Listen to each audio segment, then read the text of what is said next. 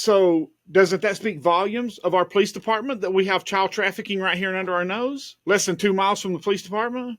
Yeah. Yeah. Something else is going on. Well, of course, they're Something. yeah. So the mayor comes in and he wants to get rid of what he considers a bad element. We don't want these class of people in our city. So we're going to shut down the places that they can afford and send them to Atlanta and Decatur and Norcross so that now they can't afford it because all the other hotels cost more than that here. So they can't afford it. So their welfare checks that they get, this guy that was in the military, that now his military check is not enough for him to stay here. Yeah. That's all that was. Yeah. Is that's how the city of Roswell, and not just the city of Roswell, but all over this country, towns and counties all over this country, this is how they treat our citizens. Now, how is that fair to anybody?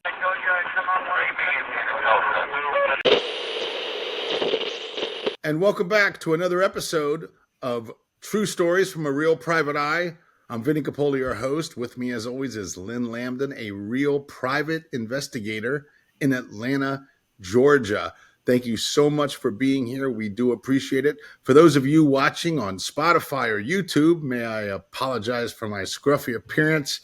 I have an audition tomorrow, and I made a choice to be scruffy in the audition. So I apologize for my appearance. Lynn, what do you have for us today? Well, Vinny, I've been thinking about it this week. We were supposed to have a special guest on to talk about the Logan Sharp follow-up, but he had some last-minute issues, or not issues, but conflicts, and couldn't make it. So we'll have him on next week if everything goes well, and we'll wrap that story up for you, which, well, I don't know if we'll wrap it up. We'll have another episode of it.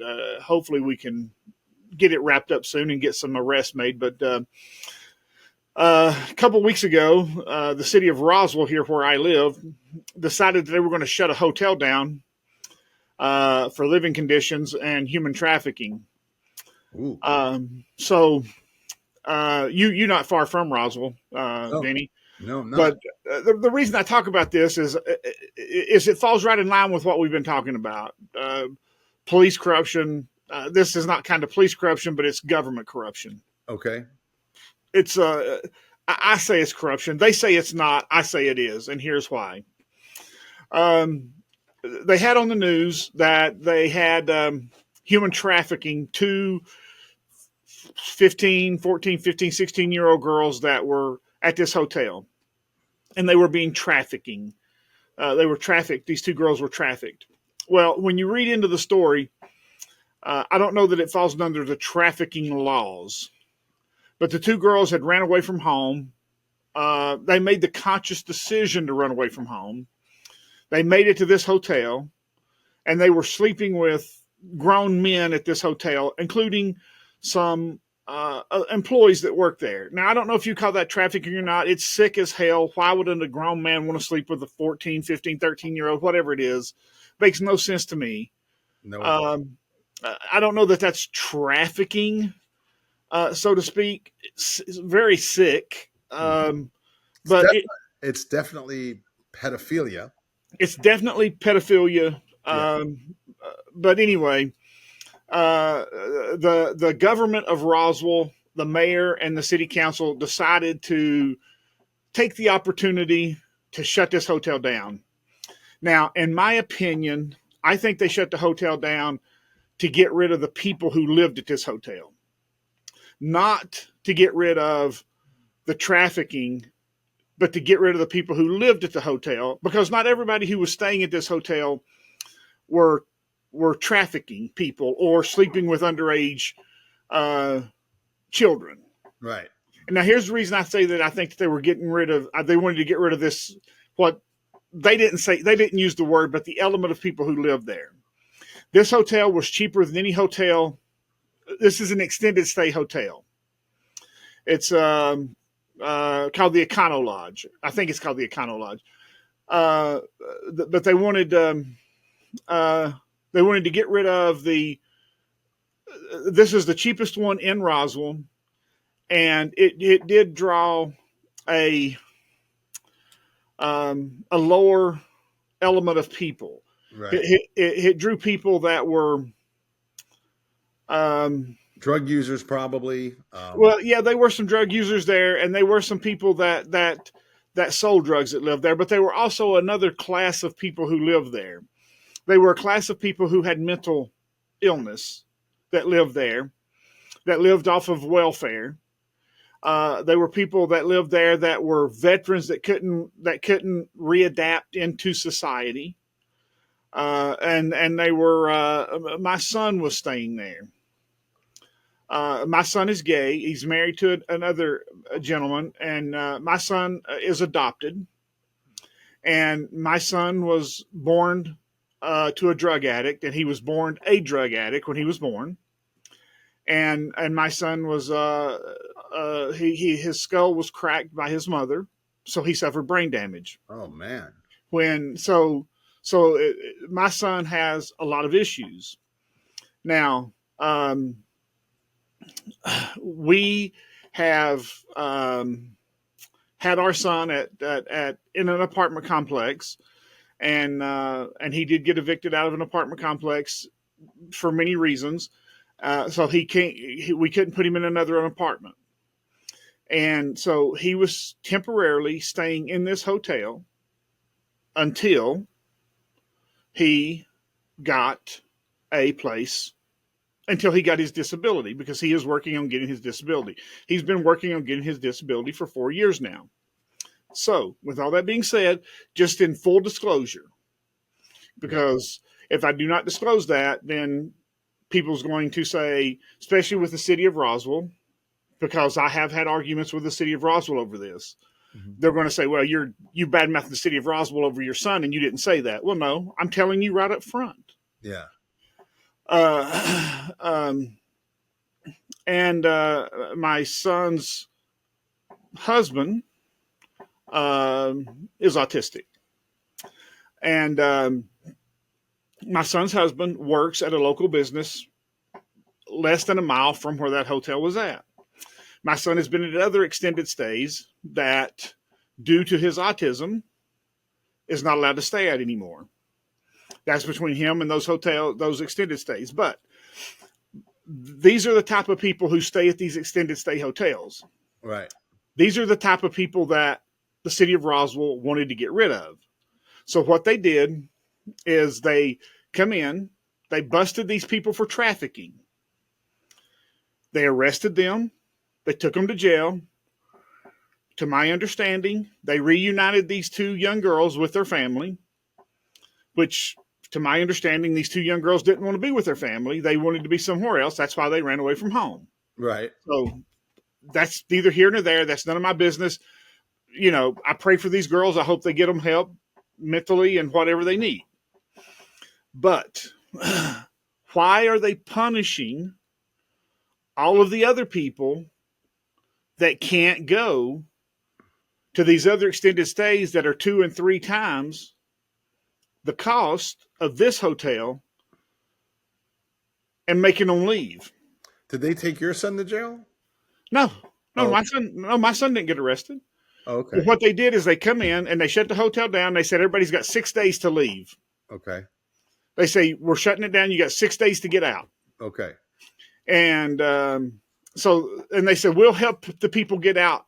We'll help everybody find a place to live. Well, that's not necessarily true. Right. Because on Saturday, on the 6th day at 5:00, when they were putting up the chain link fence and running everybody out, I'm over there picking up my son. And on my dash cam, there's all kinds of people walking out of there with their animals. I seen this one old dude pushing a bicycle with a cardboard box on the bicycle seat with everything he owned in that cardboard box. Where was his place? Yeah. Where was all these other 8 or 10 people that they promised to help? Yeah. Now, they did bring in these people to help them, but none of them got places in Roswell. They were shipping them to Atlanta, to Norcross, to Decatur. What does that tell you? That tells you that the city of Roswell didn't want them in Roswell. That's exactly what it tells me. Yes. Yeah. Yeah. Yeah. City of Roswell didn't want them here. They wanted them somewhere else. Huh. Well, that's not right. So I call this guy, I call the city of Roswell because my son tried to get a voucher for one of the local hotels here in Roswell and he couldn't. They kept trying to send him to Atlanta, everywhere else. So my wife calls, I get on the phone with them and they put this guy named Randy who is all, they tell me who's over everything in Roswell. And Randy goes back and forth with me. And I'm trying to tell Randy that about why my son, the same reason I just went over with you, why my son can't live in Decatur and his husband work here in Roswell because they can't get back and forth. They have no vehicle. Right. And he says, well, I could have shut that hotel down in that minute. I didn't have to give him a day. We wanted to get the we wanted to get the child traffickers out of here. My son's not a child trafficker. Why are you getting him out of here? Yeah. My son had nothing to do with child trafficking. Yeah. What did he say? Well, we had to get these bad elements out of here. I could have shut that hotel down in one day. I didn't have to give them any notice. And I said, well, since you're all so big and bad beating your chest, why don't you make that hotel refund their money? Because I paid for a month in advance. Yeah. My son didn't have the money. I paid for a month in advance, and they wouldn't make them refund the money. No, they wouldn't. No. And he goes, well, I can't make them refund their money. They're a private business. And my exact words was you're all big and bad beating your chest about how big and powerful you are and how you can come in and shut them down in a day, but you can't make them refund my money. Right. Yeah. I said he's 5 days into a month's stay. Yeah. I said, make him refund his money and we don't need your voucher. Yeah. Yeah. So they hook us up with this place called the Hope House, who's supposed to be helping all these people. Well, I've spoken to the Hope House 5 or 6 times, and they keep promising me that they're going to get Tyler a place to stay. And but still haven't done it. Yeah. They continue to promise me, oh, we're going to do it. We're going to get him a place to stay. As soon as we can find him a place, we're going to get him a place. Yeah. Still haven't found him a place to stay. How long has it been? Well, I've been talking to them for 2 weeks now. Wow. And still haven't got a place to stay. Now, here's my point. Here's my problem with the whole thing. First of all, shouldn't they have given the business warnings about fixing the code violations? Shouldn't they have said, clean the mold up, get the rooms fixed, fix the leaks in the roof? Shouldn't they have given them warnings before they shut the place down? 100%. Now, secondly, don't they already take money from us at the threat of prison to take care of the child trafficking problem? Yeah. Call police? Yeah. And jails? Yeah. I mean, so what is the purpose of shutting the hotel down, telling us that they're doing it to get rid of the child trafficking? Why are you punishing that hotel and all of the innocent people when you already take money from me, a lot of money from me, at the threat of prison? See, you're going to take me to prison if I don't pay taxes, and very high taxes, might I add, right here in the city of Roswell. Yeah. If I don't pay those taxes, so that I can have a police department. Yeah. So that we don't have child trafficking. So doesn't that speak volumes of our police department that we have child trafficking right here and under our nose? Yeah. Less than 2 miles from the police department? Yeah. Yeah. Something else is going on. Well, of course. Yeah. So the mayor comes in and he wants to get rid of what he considers a bad element. We don't want these class of people in our city. So we're going to shut down the places that they can afford and send them to Atlanta and Decatur and Norcross, so that now they can't afford it because all the other hotels cost more than that here. So they can't afford it. So their welfare checks that they get, this guy that was in the military, that now his military check is not enough for him to stay here. Yeah. That's all that was. Yeah. Is that's how the city of Roswell, and not just the city of Roswell, but all over this country, towns and counties all over this country, this is how they treat our citizens. Yeah. Now, how is that fair to anybody? Yeah. Is it fair for me? Is it fair for me and you to pay these high taxes for them to treat our people this way? No. And they can tell you all day long that they got. And if you call the city of Roswell tomorrow, they'll tell you that they paid for everybody there for at least 1 week of a hotel somewhere else. It's a lie. Yeah. Because I got the dash cam out of my car, because I got a dash cam that goes forward and left and right. Yeah. And I got the dash cam out of my car that shows tons of people walking out. Yeah. That they didn't have a room for. Now, the Randy over at the city of Roswell tried to tell me that I was lying, and I says, buddy, I said every police officer over there knew who I was, because he told me that my son didn't try to get a room. He said, your son never tried to get a room. He said, your son didn't talk to anybody. I said, well, yeah, he did. I did too. He said, no, you didn't. I said, yes, he did. I said, yeah. I said, go talk to any police officer over there. I said, matter of fact, don't go talk to the police officers that were there for that last week. I said, check their pockets. I said, check their breast pockets. He said, what do you mean check their breast pockets? I said, I give out ink pens. I said, with my business name on them. Yeah. I said, there it is. Yeah. I said, so I said every one of them is going to have 4 or 5 ink pens in their pocket. Because you've dealings with them. Yeah. I said, because I stopped and talked to every one of them. Yeah. Yeah. And I said, ask them about my podcast. I said, because I promoted my podcast with every one of them over there. Yeah. Yeah. Yeah. I said, every one of them over there knows who I am. Right. That's great. I said, ask them. I said, ask them if I drive. Ask them. I said, ask them what I drive. I said, they'll tell you exactly what 2 vehicles I put them over there in every day. Yeah. I said, because I pick my son up and his husband and I drop them off every day. Yeah. I said, I take him to work and I pick him up and I drop him off.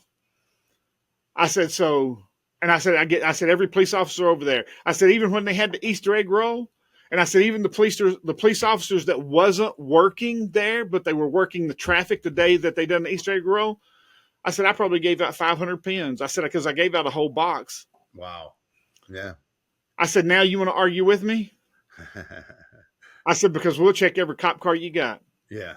Yeah. He lost that attitude about me not being there. Yeah. Yeah. He took his argument in a different direction. Yeah. Good. Yeah. Good. So sometimes when you argue with people, you better watch how you argue. Right. Better know the whole story before you start, puffing your chest. And well, not everybody's an idiot, Vinnie. Yeah. Right. I've worked in this industry for 20 years, and while we're on this subject, I'll elaborate on that a little bit.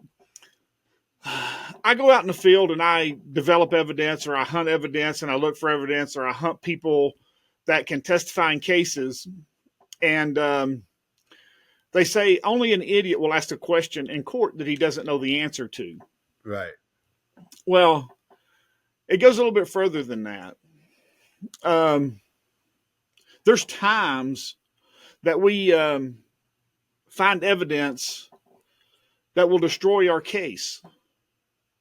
And I'm probably, if the right people hear this podcast, I'll probably never work in this industry again. Really? But there's times that we will develop evidence that will completely destroy our case. And we bury that evidence because we don't want the other side to get it. Right.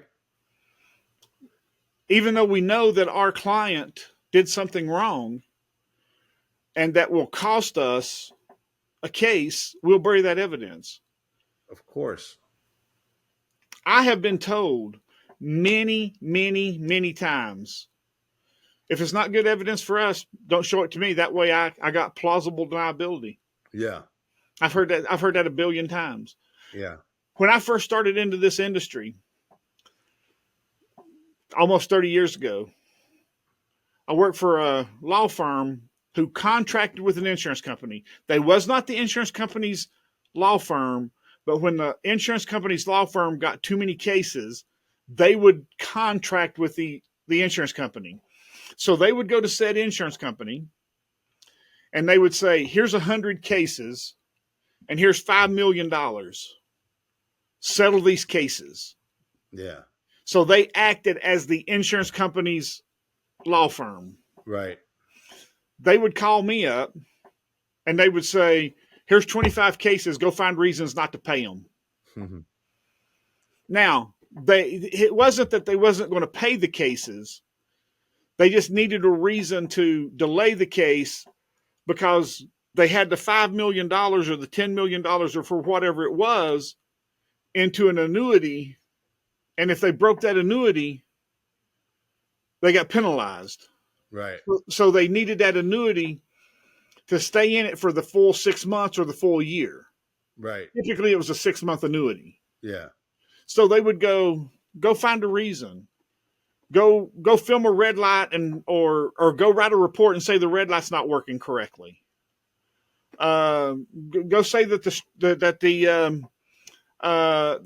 the don't walk sign didn't work. Go find go say that you found a witness.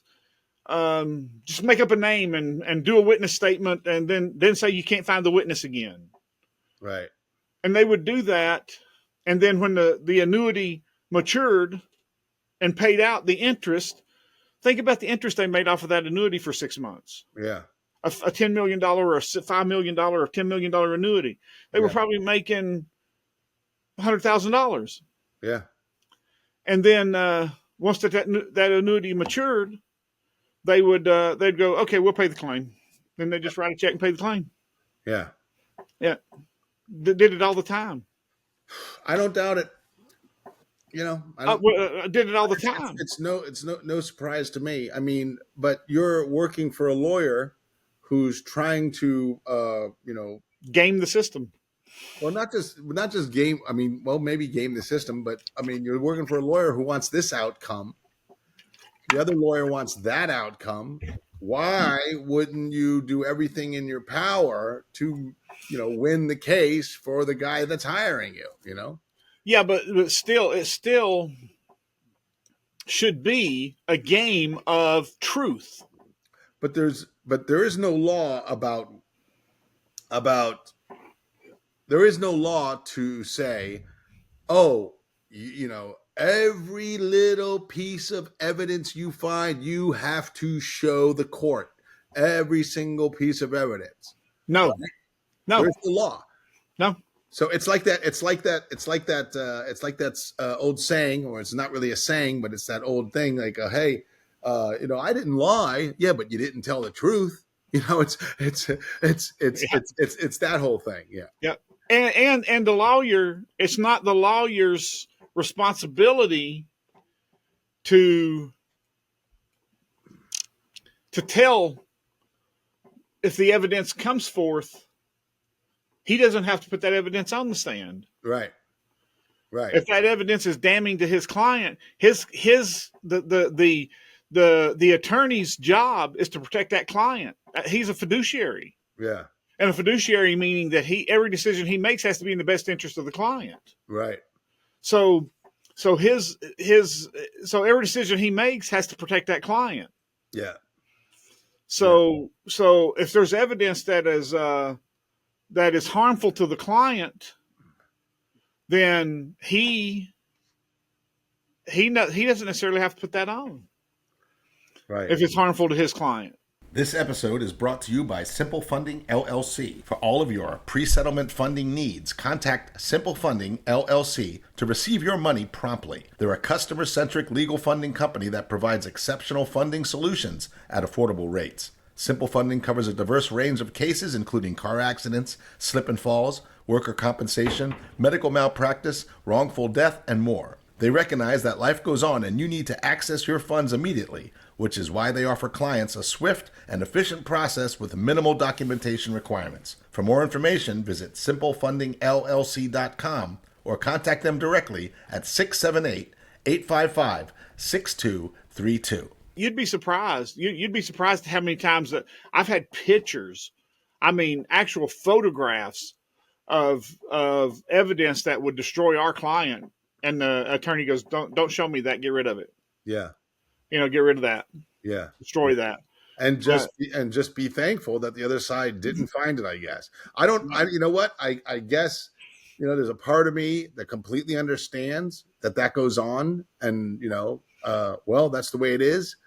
But then there's another part of me that's like, well, damn it, that sucks. What if I'm on the other side of that, Look at it. Let's look at that a little bit different, Vinny. Yeah. Let's say that the other side is the criminal justice system, and the criminal justice system has evidence that shows that you're innocent, but they just want to win. Right. And they bury it. They bury the evidence that shows that you're innocent just so they can get a win. Oh, I wouldn't be surprised at all if that happens. I'm sure it does. Do you think that's fair? No, I don't. Do you think that should happen? Or do you think that it should be an obligation, a criminal penalty to the prosecutor if they don't disclose that evidence? That's a tough one. Yes, I do. I mean, I don't think that it's a tough one. Here's why. Because the government is by the people, for the people. Yeah. It's not screw the people at all costs just so that I can get a win and just better my career. Yeah. Yeah. So if in a criminal case and in a civil case is totally two different things. It's a horse of two different colors. Yeah. So in a criminal case, if a prosecutor knows or has any inkling or even thinks that you could be innocent, they should display that. I agree with that. And if they don't, they should be brought up on criminal charges. Yes. You've convinced me. Yes. Yep. Because they remember one thing. They work for you. Yeah. They take money from you at the threat of prison. Yeah. You pay their salary. Yeah. Everything they do is supplied by you. Yeah. So that would be like you hiring them to come into your house and then them saying, well, Vinnie, I stole everything in your house and there's nothing you can do about it. Right. Yeah. I'm looking at it from the angle of someone who's actually guilty, who deserves to go to prison, and like when you were bringing up the example of somebody that finds evidence that and it's the other side that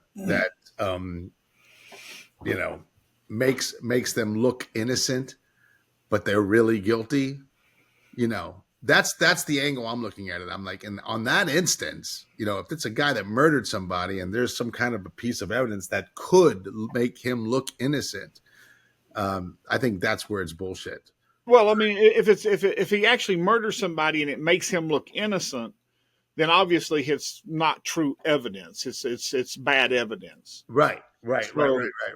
So those are So there's that. Yeah. So it's not real. It's either fake evidence or it's planted evidence or it's something that's not. Yeah. It's not true. Yeah. That was the angle I was coming from. But no, you are 100% correct.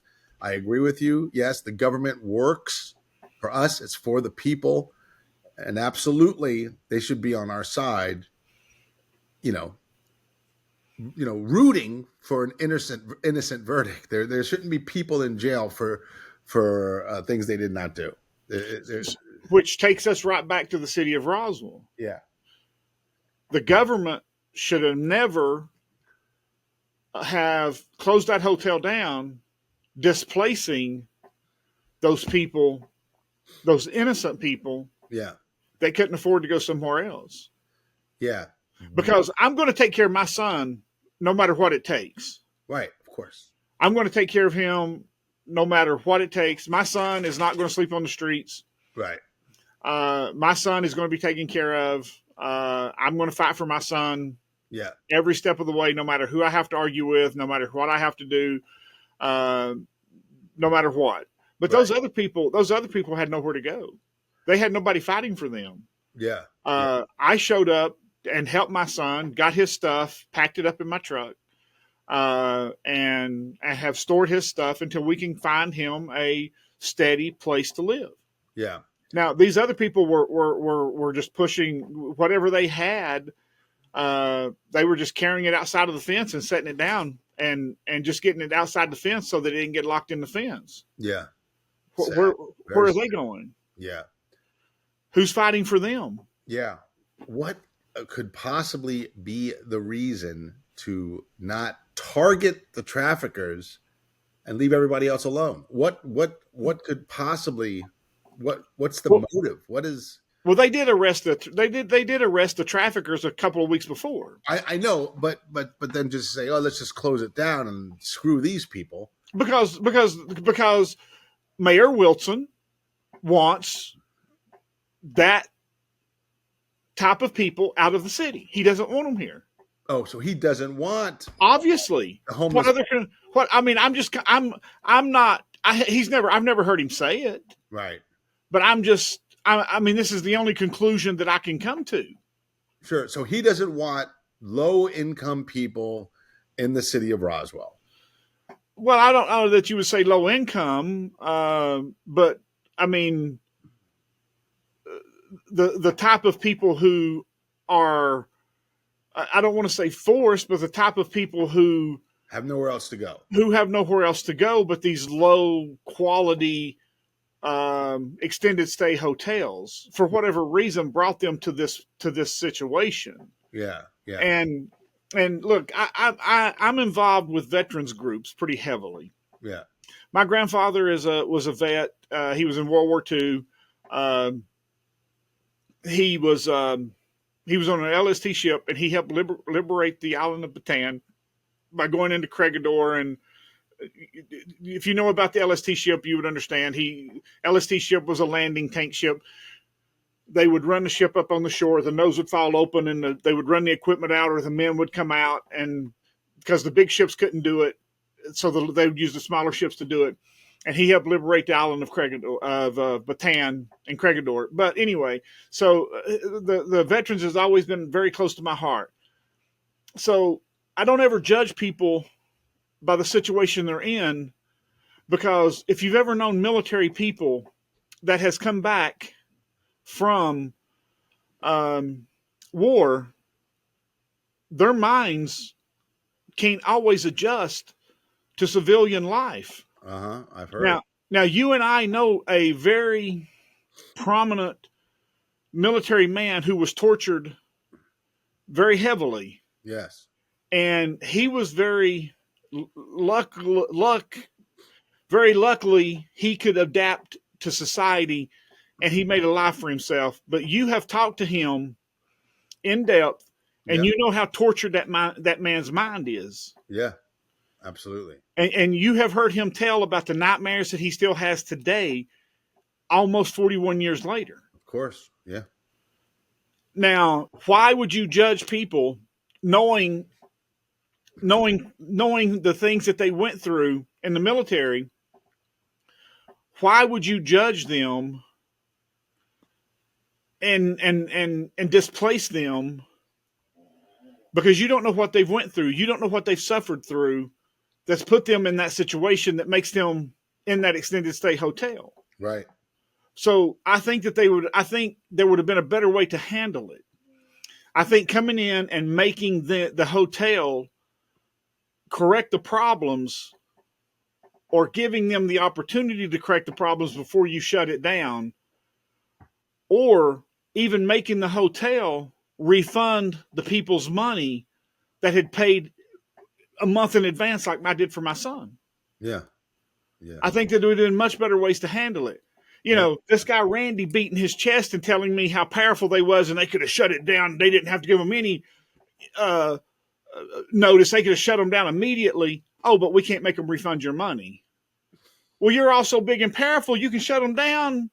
I mean, you can lock the doors immediately, but you can't make them refund their money. Well, you're talking at both sides of your mouth, buddy. Yeah. Now, as always, I would like to open the invitation to the mayor, to Randy, or to anybody in Roswell that would like to come on here and discuss this. Tell us why. Tell us why. And now, don't come on here and say it was to get rid of trafficking, because that's why we pay for law enforcement, is to get rid of trafficking. Right. You do not punish innocent people to get rid of the guilty people. Right. You do not close the hotel because of trafficking to get rid of the traffickers. That's not why you close the hotel. Right. If that was the situation, there would never be a hotel or a motel open in the United States. It'd all be closed. Right. Because every hotel in the country has had some kind of murder, some kind of prostitution, some kind of rape. I mean, even the big 5-star hotels, Diddy's been accused of raping somebody in all the big 5-star hotels. Yeah. I did say accused. Right. So they need to be closed down. Right. So don't hand me that. Yeah. That's why we are taxed to pay the police. Yeah. So why are we punishing the innocent people to get rid of the guilty? Yeah. So in my opinion, come on here. We'll be more than happy to talk to you. We're not going to argue with you, but you're not going to come on here and run over us. Randy has a really abrasive personality. He likes to try to run over you. Yeah. I wouldn't let him run over me, and it kind of angered him a little bit. Yeah. I stood my ground, and he did not like that at all. Right. You could tell that he was used to running over everybody, and everybody just allowing him. Yeah. Back down. Yeah. And I wouldn't back down from him. I know the type. And the more I wouldn't back down, the worse his attitude got and the madder he got. Yeah, of course. Yeah. So Yeah. but if that's the way you want to be, if you want to come on here and try to powerhouse, not going to happen. No. But if you want to come on here and talk, we'll be more than happy to talk to you all day long. State your case. Tell us why, or give us a good reason. Love to hear it. But be prepared to answer hard questions. Right. Be prepared to answer the hard questions. Lynn does not throw softballs, ladies and gentlemen. And we will also be prepared to say we don't think that you should be in office. Making the kind of decisions that you made, we think that you should be voted out of office. We do not think that you're I don't know how Vinnie feels, but I don't think that you're representing the citizens very well doing what you've done. No. Horrible. I think that if you're punishing innocent people and then telling me that you're punishing innocent people to get rid of the guilty people, I think that's a horrible answer. Sure. Absolutely. I think that it's a horrible answer. And don't tell me that you didn't say it, because I record all of my phone conversations. Yeah. I'll play it back to you. Yeah. So just be careful of what you say, because I think that your whole life should be recorded, video and audio. That way you can't lie. Hey, Lynn, how about this? How about if we play the recording of your conversation with this guy? If nothing else, I mean, it'll be fun for our listeners, but if nothing else, maybe that will, goad him out and decide he might want to defend himself. What do you say? Oh, I would love to play it, Vinnie. Okay. Well, there you go. There you go. Just stay tuned. Right at the very end of this podcast, you're going to hear an actual recording of Lynn talking to this jerk. So that'll be a lot of fun. I will. I'll be more than happy to play it for you. Okay. Okay. We'll listen to it and see what he has to say. All right. So we got that to look forward to. That's got to be fun. Thank you so much for being here. We so appreciate you listening to the podcast. Please take a moment to subscribe. That would make us very happy, and it also helps our visibility. If you like stand-up comedy and goofy videos, check me out online. All my social media links are on my website, Vinnie.com, www.vinnie.com. If you need somebody surveilled, if you need to serve somebody, if someone's lost, you need to find them. Lynn Lambdin is the best. His website is www.lwias.com. lwias.com. Thank you once again, Simple Funding, for sponsoring this episode. Stay tuned. Here's the recording. Okay, here's the city administrator right here. Mr. Knighton happened to walk in my office. Hello, sir. Randy Knighton, the administrator for the city of Roswell. Tell me what's going on, sir. Yes, you guys came in and you shut down the hotel within 6 days. You told the people you were going to help them. My son paid for a month, just about 3 days before you shut it down. He paid for a month. My son is autistic. His domestic partner is autistic. His partner works here in Roswell. My son is unable to work.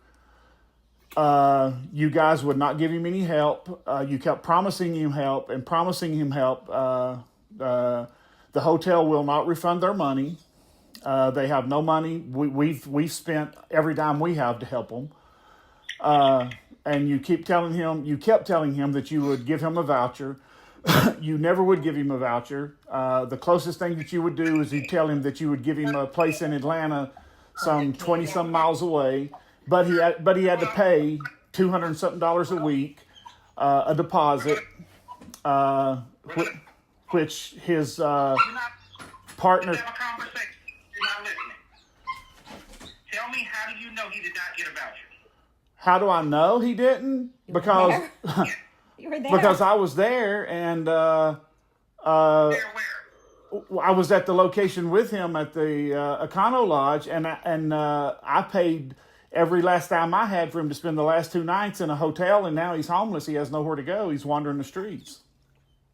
Okay, so at the Econo Lodge, you were there. You saw people there, I'm sure, who were from the city and other agencies who were attempting to help people and contact every single person. Is that correct? That is. And also, my dash cam Saturday at 5 o'clock, when they were running everybody out and telling everybody to leave, that they had to be out by 5 o'clock, and that 10 minutes till 5, my dash cam picked up 10, 15 people that didn't get help, that were rushing off, trying to get out of there before they locked the doors and gated the place. They didn't get help. I think we have an accounting, and we'll look that up. I think we have an accounting of all of the people who were contacted in each one of the rooms, and everybody who was cleared in terms of providing assistance to each and every occupant of that facility. If you were there for any period of time, for a number of days, all day long, for a number of days, and every single person, I was on site myself a couple of times, every single person had an opportunity to receive assistance. Then you probably have a bunch of my ink pens, because I passed out ink pens to almost every police officer and security guard there. Then you probably know who I am. Okay, sir, if you passed out ink pens, help me understand then how you were not able to facilitate getting your son, now say it's your son, assistance and a voucher for another place to be housed. Because they kept telling him that he would get one, and they kept telling him that he would get one, and then they said, "Sorry, we're out. We don't have any occupancies left." No, that was not the case. That was not the case for the people who were occupants there. Everyone who needed assistance, requested assistance, were provided assistance. Where is your son now, sir? He's walking the streets somewhere between. He's around Goodwill where his husband's working. Somewhere around Goodwill where his husband is at work today, smelling like a Dog. wet dog, actually. Okay, what is it that you want the city to do at this Give point, him a sir? voucher. I want the city to provide him with the voucher that they provided half the other people with. Not half. Much more than half, sir. we're just going to have to disagree on that point. But anyway, We can disagree on that point, but we have an accounting of all of the people we assisted, provided vouchers to, and provided support to on site. So, how can we help your son at this point? Give him a voucher for the Where comfort is he in right now? or Do you know where he is Ramada right in. now, or how we can provide assistance? yes, he is somewhere on the street between Goodwill, somewhere. They just go pick him up. They're just gonna pick him up. How does he get his voucher? What's his name, sir? Tyler, Tyler, Lambdin, and he was in room 203. He was in How room. long had he been there? Oh, 3, 3 4 months, 3-4 months.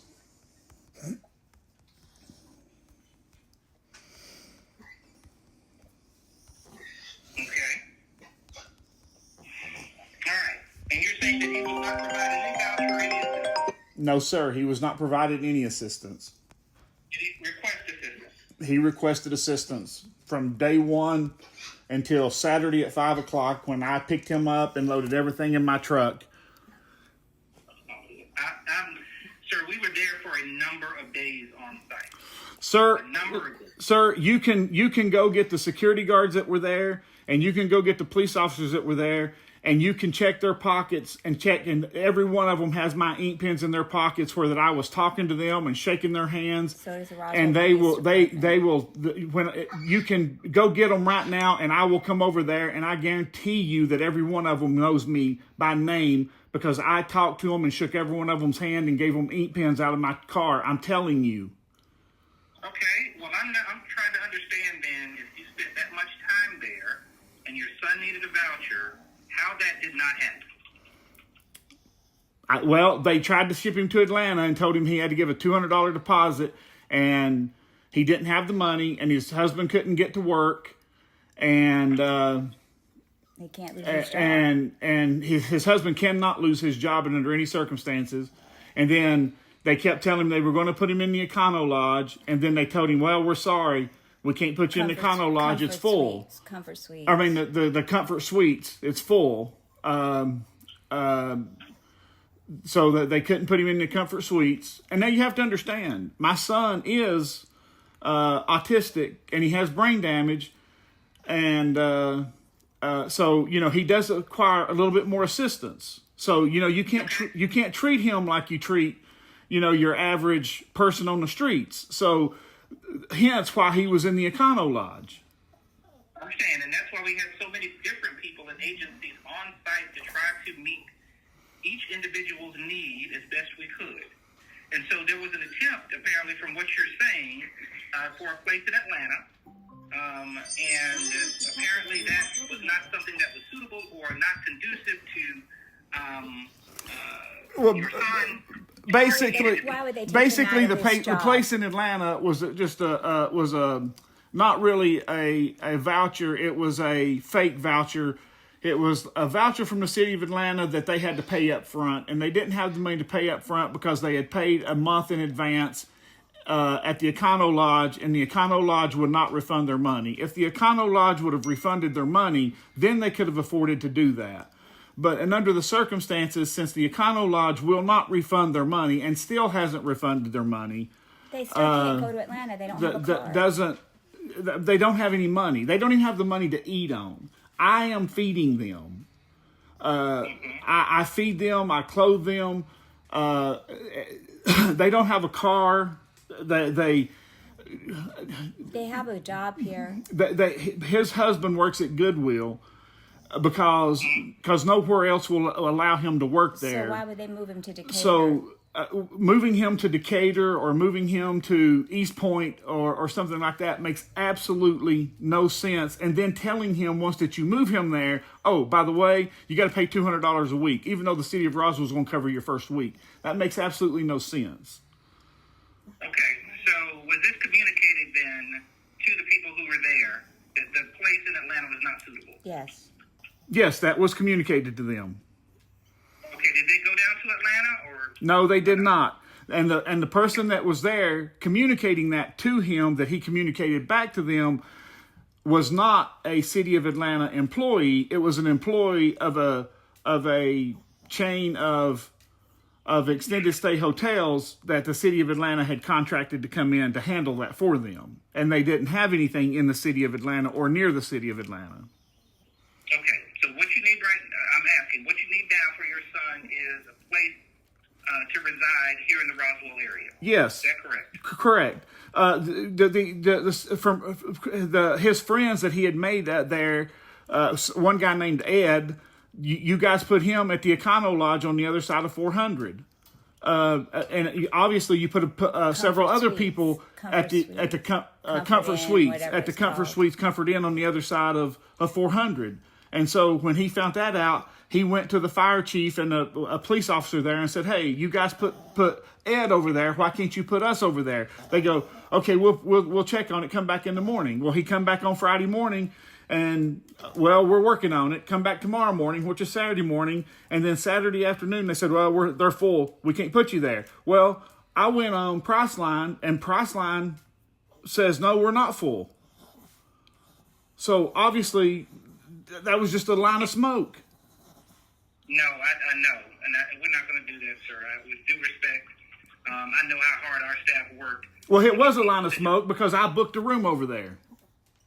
Okay, did you allow your son to stay there? No, because he couldn't. Because we put him at the Best Western. Because at the time I didn't. At the time I didn't think to book it. At the time I didn't go on Priceline. At the time I didn't go on Priceline until the very next day, which was Sunday. And then I did book it on Sunday. Okay, so it wasn't then. But here's the problem. The credit card that I used to book it with is not going to go through because the Econo Lodge will not refund the money that we paid for the other room on it. So we're broke. I mean, the Econo Lodge is screwing us here because they won't refund the money.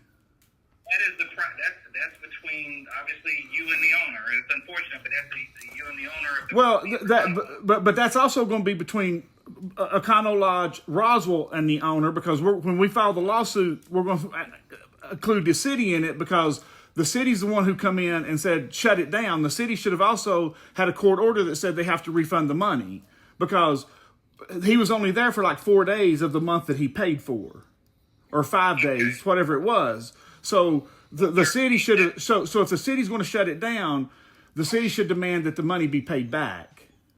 You understand that the city could have shut it down immediately. You understand that, don't you? If the city has that kind of power, then the city should have the power to force them to refund the money.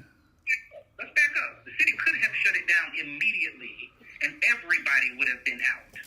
That's not who we are, and that's not what we did. We gave this 5 to 6 days to try to help people transitioning. If you were on site, you saw how many people were on site trying to assist and help with the occupants. You even mentioned a couple of people who found housing. You acknowledge that.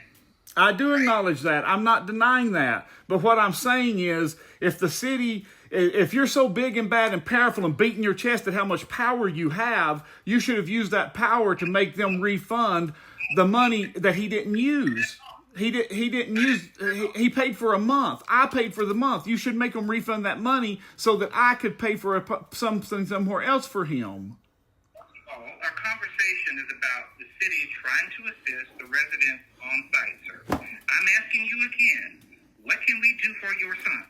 Get him in the Comfort Inn. Give him a voucher for the Comfort Inn, or somewhere the Motel 6 next door or something, so that he's not sleeping out in the rain.